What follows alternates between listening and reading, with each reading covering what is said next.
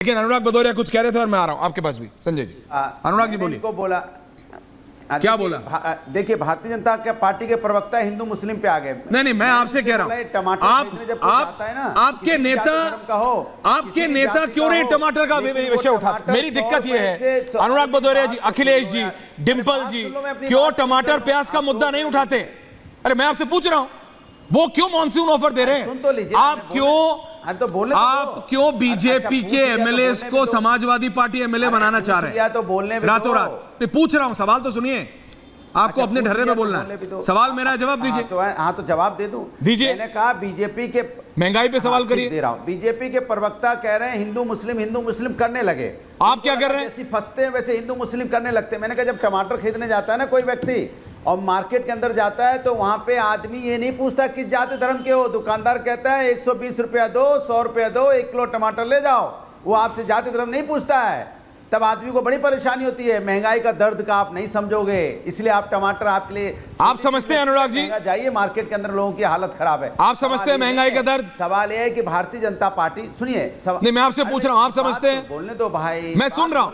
नहीं आपने बोल लिया, मैं आपसे सवाल कर रहा हूं, आप समझते हो? जिस तरह का मैं आपसे पूछ रहा हूं, आप समझते हो? पिस रही है। आप महंगाई का दर्द समझते हो नीतियों से कि पीआर गिमिक के लिए जेब में टमाटर रखते हो? आई एम आस्किंग यू, जनता के समाजवादी पार्टी नेता अनुराग भदौरिया जी, आप महंगाई नहीं, मैं नहीं बोलने दूंगा। ओके, आप खुश हो गए आज?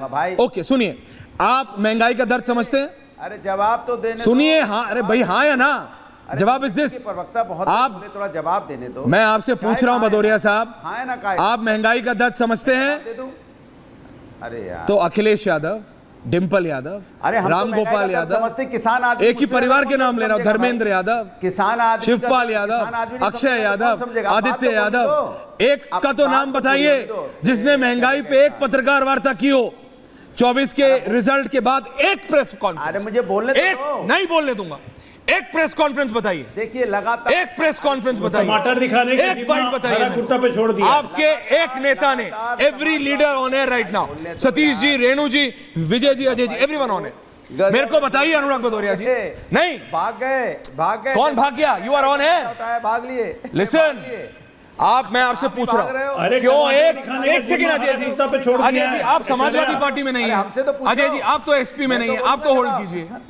एक समाजवादी पार्टी नेता ने पत्रकार वार्ता की, सवाल किया बीजेपी से, केशव प्रसाद मौर्य को ऑफर दे दिया, आ जाओ। मैं आपसे कह रहा हूं, आपने घेरा बाबा को, आपने दिल्ली में मोदी अमित शाह को घेरा। ये टमाटर डिबेट में लाने से नहीं होगा। टमाटर आप अपनी फर्स्ट फैमिली को समझाइए, के पार जब एक ही परिवार को समझाना है आपको चटनी से कि इस विषय को उठाओ। हाँ सही विषय उठा रहे हैं अनुराग जी, लेकिन अपने नेता को बोलिए उठाने के लिए। भैया टमाटर आपके नेता ऑफर दे रहे हैं मॉनसून का, विषय नहीं उठा रहे।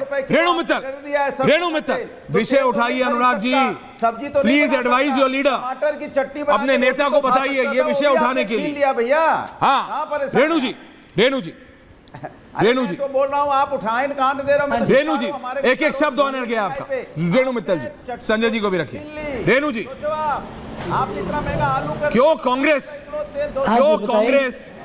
कांग्रेस और प्रियंका गांधी जो कहती थी कि लड़की हूं, लड़ सकती हूं, all India Muslim personal law board के खिलाफ एक सवाल नहीं कर सकी?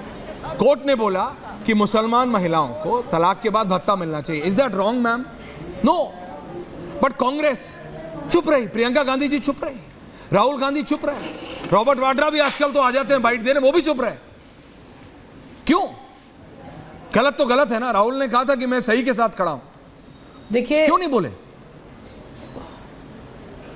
सही बात है, पर देखिए हर पॉलिटिकल पार्टी थोड़ा सा हेज करती है अपनी बेट्स को, जो उनको सूट करता है। पर जो आपने कहा वो बिल्कुल सही है, जो सही है उसी के साथ खड़ा होना चाहिए। फाइनली वही पॉलिटिक्स आपको डिविडेंड देगा जो आप सच के साथ खड़े रहेंगे। क्योंकि ये जो इशू है हिंदू मुस्लिम का, ये बीजेपी बहुत दूर तक ले गई है और मेरे ख्याल में बाकी सब पार्टीज जो हैं इसे अटेंशन डिस्ट्रैक्ट करके कि भाई मुद्दों पे आओ, जो डेवलपमेंट के इश्यूज हैं, गवर्नेंस के इश्यूज हैं, उन पे बात करो। और ये जो बात चल रही है यूपी की, जो ऑफर ये दे रहे हैं अखिलेश जी, तो ये तो देखो टिट फॉर टैट है। जो भाषा मोदी जी बोलते हैं लोग उसी भाषा में उनको जवाब दे रहे हैं और उसी भाषा में समझा रहे हैं। जो उन्होंने वेरियस पार्टीज तोड़ी हैं, सरकारें गिराई हैं, एमएलएस को खरीदा है, एमपीज को खरीदा है, हमने पार्लियामेंट में देखा ना कि क्या क्या तो रेणु मित्तल जी, हमने देखा ना कि बीजेपी को उसका भुगतान भी करना पड़ा। एक बहुत करीबी स्मार्ट पॉलिटिशियन कौन होता है? करीबी लीडर है जो दूसरे की गलती से भी सीखे। करीबी लीडर बीजेपी को नुकसान हुआ, ईडी लगा दी क्योंकि हरियाणा का चुनाव सिर पे अभी आ गया। बीजेपी महाराष्ट्र में दिक्कत में है, अजय आलोक जी माने या ना माने, तक ये सब चलता नहीं है। नहीं चलता नहीं है, बीजेपी भी दिक्कत में है। बीजेपी ने अगर किया तो दिक्कत में है। अखिलेश ये करके कौन सा फायदा कर लेंगे?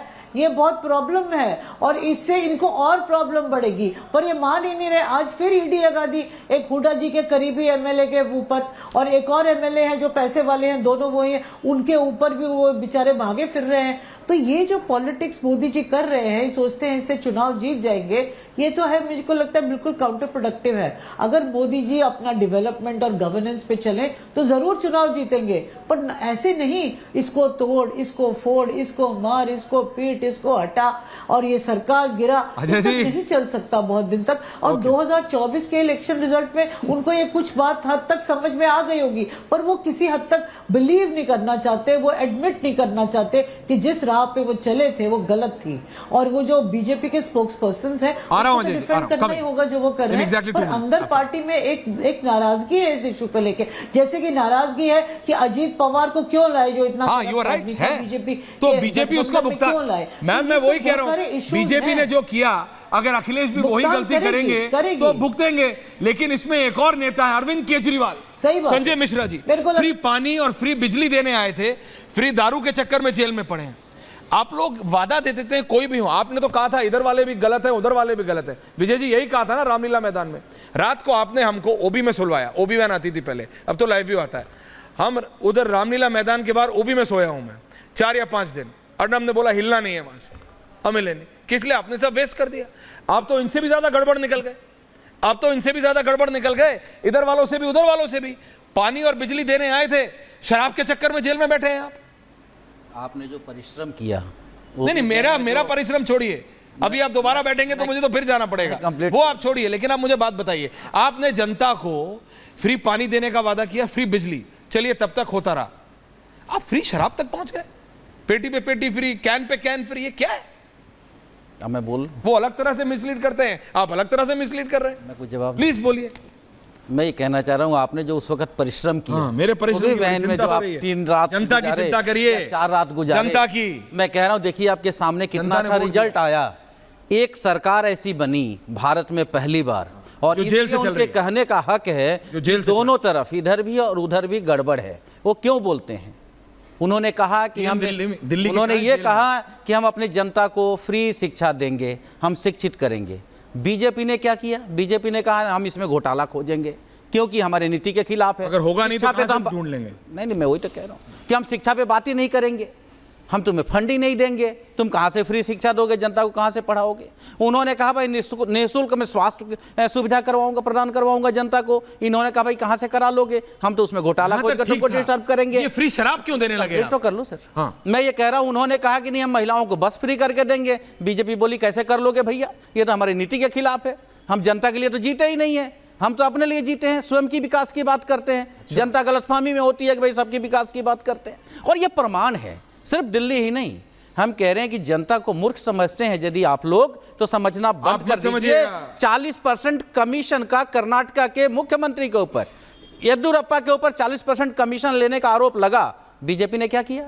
ईडी कहां चली गई, सीबीआई कहां चली गई? तो ये समझना होगा कि विपक्ष के नेताओं के ऊपर आप सिर्फ टारगेट करेंगे, कभी आप झारखंड के मुख्यमंत्री को उठा के बंद कर देंगे, कभी आप दिल्ली के जनता जवाब देगी, कर देंगे, कभी आप अगर इतने ही सही थे, नहीं मेरा एक सवाल है, अगर आप इतने ही सही थे तो 24 के इलेक्शन में लोकसभा में एक भी सीट नहीं जीते आप? हम पहले भी नहीं जीते। नहीं तो 14 में जनता आपके साथ नहीं है। नहीं 14 में मतलब दिल्ली की जनता आपके साथ नहीं है। बिल्कुल है। क्यों है? 70 में देखिए कितनी सीटें हमारे पास, 70 में 1-0-1-8 जिसने पहली बार सरकार बनाई दिल्ली में, और लोकसभा में आप 0, जिसके नाम का कौन सा डायनामिक है?